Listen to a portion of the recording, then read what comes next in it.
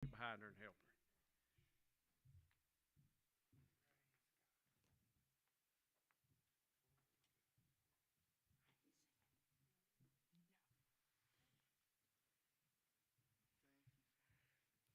I just have a little devotional thing. It's not going to take very long, but um, I've been thinking, and I know I've testified about it, but I've been thinking a lot about the things that we say recently and um, about how important it is for us to watch our mouths.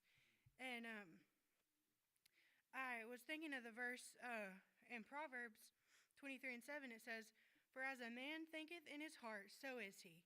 And then in Luke chapter 6:45, it says, "Out of the abundance of the heart, the mouth speaketh." So, what you think in your heart is how you are, and then it's going to come out your mouth. And, the Bible talks about us renewing our minds.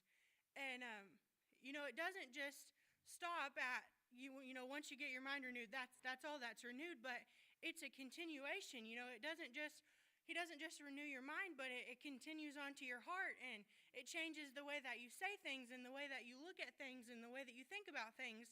I was thinking about that story of the woman who they made they built Elisha that bedroom. He told him, he said, you'll have a son. And they had a son, and then a couple years go by, and he was working in the field with his dad. We all know the story, and he passed out in the field, and then they sent him back to his mom, and she held him as he died.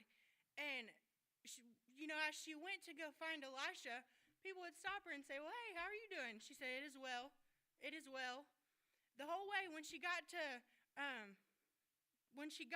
Elisha, I can't even remember what his name was, but the guy that was with him, she said, well, how are you? And it is well. She needed Elisha. She wasn't saying that her situation was good, but she knew that where she was going to the man of God, and that it will be well. It might not be right now, but it will be, because he's the one who said I would have a son, and I had a son. So I know if I can get to him, it will be well. It is well. She didn't want to speak that, well, my son's dead, and, because really, think about what she could have said. Her only child was dead. I mean, imagine that. I can't even imagine that feeling of what she was going through, but instead of saying that, she said, "It is well, it is well," the whole way that she went. And, it's so easy sometimes for us to look at our situations and to speak what we see in the natural, to speak what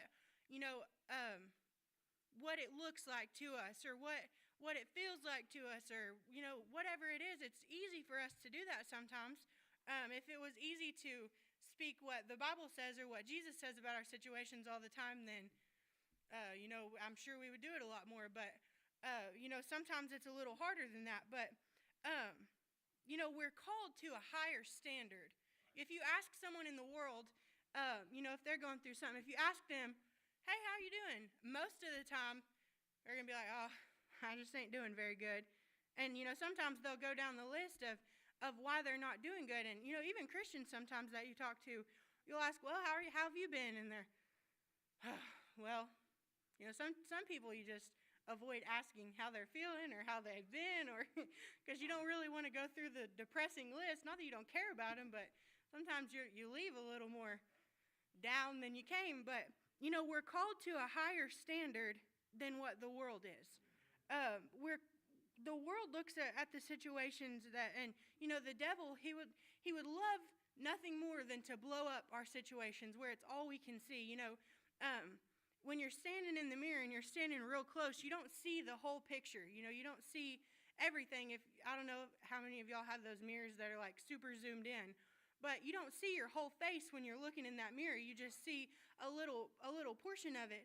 But then, when you step back, or whenever you get a regular mirror, you can see the whole picture. And, that's how the devil is with our situations. He loves to magnify it to where that's all we can see. But, we are called to speak to our situations and about our situations the same way Christ did. We're called to be Christ-like. We're Christians. We're supposed to be Christ-like. And, but what does that really mean to us, to speak to our situation? like Christ would. Well, we can see one example of it when Jairus' daughter was dead. Jesus looked at her and he said, she's not dead. She's just asleep. And the Bible says that they laughed at him because they knew she was dead. They were like, we've been here. She's not breathing. That's not asleep. That's dead. But Jesus wasn't looking at the natural situation. He knew the power that lived in him. He knew that he had the miracle-working power, the dead-raising power, not even just the power, but he knew if he spoke the words, that if Jesus would have said, yep, she's dead, nothing I can do about it, she would have continued to be dead. She never would have got up. She never would have lived anymore. She would have just been dead. But he didn't say that. He knew the power that his words had. And he looked at her and he said, made her rise. He sent everyone out that didn't believe first. And then he said, made her rise. And she sat right up and she said, well, I need a drink. And, the world, what they saw was death. It was a dead little girl. That's all they saw, was a hopeless situation. There was no life left. There was nothing for them to do. But she had a dad that said, well, I know somebody that has a different say about this. If I get to Jesus, I know that. And they had that servant that came and said, she's dead, don't even bother him. But it wasn't a bother to Jesus.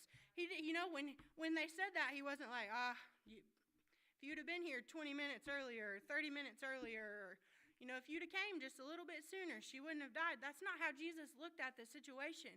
He was like, oh, it's all right. Let's go. And he spoke to that situation, that truly dead situation, and said, no, it's not hopeless. It's not the end. That's not how it's going to end. That's not the end of the story. There's more to go on. And, the Bible, it tells us to renew our minds to the things of God. And then, not only does it just tell us to do that, but it gives us a list. We know that renewing our minds is praying in the Spirit and reading the Word and, getting to that place of, every day that we walk in our lives out how Christ would. But, in Philippians 4:8, it gives us a list. It says, whatsoever things are true, honest, just, pure, lovely, of good report, if there be any virtue and if there be on any praise, think on these things.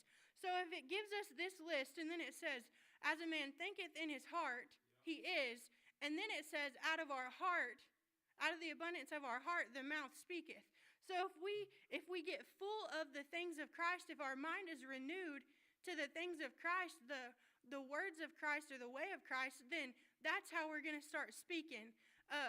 You can tell a difference when somebody believes, or when someone is careful of how they speak, or someone that just doesn't fully understand that yet. You can tell a difference when you're talking to them and you're talking to them about situations. Yeah, the situation might not be where they want it to be yet, but you're not going to hear them complaining and griping. And I remember a couple years ago, maybe last year, I had a need that I think maybe my knee was hurting or something. But anyways, Uncle Jeff had prayed for me, and I went to work, and it didn't really feel much better while I was working. But the story of the lepers was going over in my mind, that they were healed as they went.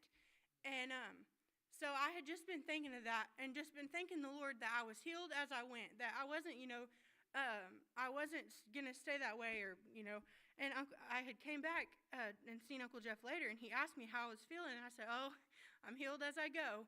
And I think it was maybe later that night or the next morning I got up, and there was no pain. I didn't hurt at all. It was completely gone. And, I was just thinking about how, if I would have said, yeah, that didn't work at all, that just didn't have any effect on me, I probably wouldn't have woken up the next day with no pain. But the Bible tells us that the power of life and death is in our tongue, is in our words that we say. And, I've seen lots of studies, or I guess studies is the word, where people will have two plants, and they'll speak life to one, and then they'll just speak death over one. And in a little bit, the one, it's crazy, but the one that they're speaking death over, it wilts and dies, and the one that they speak life over will be, full of life and pretty. And But it's the same thing with our lives. We can look at our situations, and maybe every situation is not where you want it to be yet. But, that's when our faith with endurance comes in. Sometimes it's not just a battle that's over in a day, or sometimes it might take a minute, but our faith with endurance, that's where that comes into play. And, I just want to be more mindful of the things that I say and how I, go about my life.